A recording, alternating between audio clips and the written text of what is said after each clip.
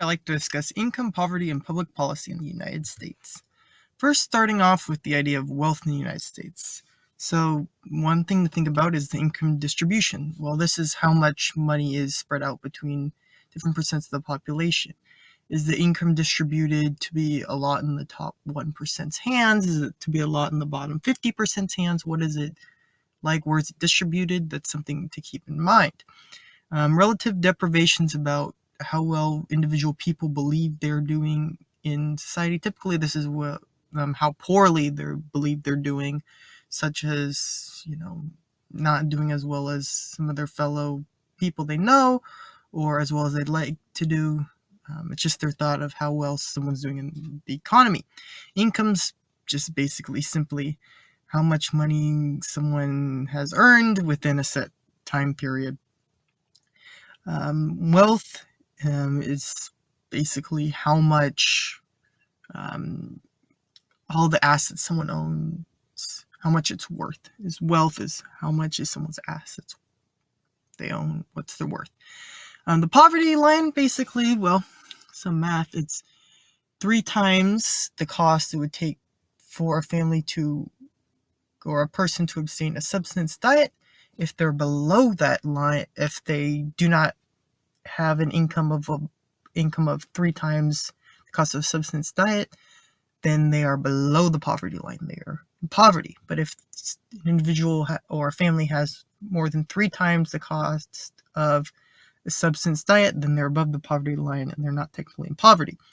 The idea of feminization of poverty is basically that a lot more women are in poverty, especially women who are unmarried and have children. And something, thinking about these distributions of wealth and something, is the first idea. One of the progressive tax, something which is at the federal level. The federal government of the United States uses a progressive tax where basically if you make more money, if you have a larger income, then you pay more in taxes than someone with a smaller income. And, it could depend between $10,000, $100,000 you make a year, you pay a different percentage of your money into a federal tax.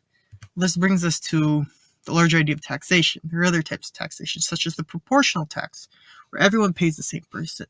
It's basically, on the face value, I guess the idea of a sales tax. Everyone's paying 5% on the cost of all the goods they buy. That's the proportional tax, the same. A regressive tax is basically this idea where someone is paying, people who have less income are paying more percent of their income towards taxes than people with a higher income. This, I guess, could be typical as in like a sales tax, where if you have less income, you need to spend more of your money on goods, meaning you're paying that proportional tax of 6% or 5% or whatever, more than someone with a higher income who needs to spend less of their income on goods. And that means that person with a higher income, let's say you're spending $300 each month, both of you would need to spend 6%, and that tax rate is 6%. You need to pay 6% of that $300 you're spending every month on whatever you're buying for an income tax, however, or not an income tax, a sales tax. However, the person with a higher income is, only spending $300 a month out of a $10,000 paycheck. Well, the lower income person is paying 6% on that $300 out of a $3,000 paycheck. So that's basically the idea of regressive tax and how that could apply to society. There's also the idea of, or what exists as an earned income tax credit. If you are below a certain line of income, well, the federal government will give you a refund for money. If you're working a job and you don't earn a certain set amount of money, then, instead of having to pay tax, the federal government will pay money back to you. And so you can live.